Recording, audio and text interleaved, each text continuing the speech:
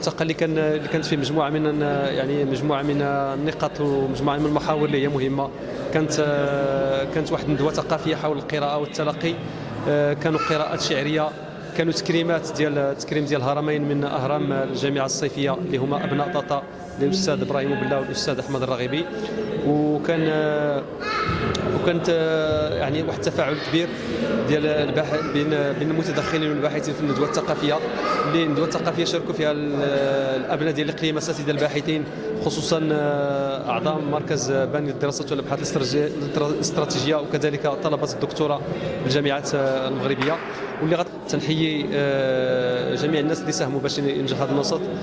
تنحيي الجامعه الصيفيه اللي جات باش تنظم عندنا في طاطا، وتنحيي الاخوان في مركز باني للدراسات والابحاث الاستراتيجيه على التنظيم ديالهم، كما تنحيي المنابر الاعلاميه اللي حاضره معنا واللي تتنقل الصوره الثقافيه ديال الاقليم، الصوره الثقافيه ديال المدينه للمتلقي. هذه الدوره الثانيه ديال ملتقى استرا لدعم القراءه والتلقي ديال جسم الساعه اللي كتنظم الجامعه الصيفيه بالتنسيق مع مركز باني للدراسات وبدعم وزاره الثقافه والشباب والاتصال.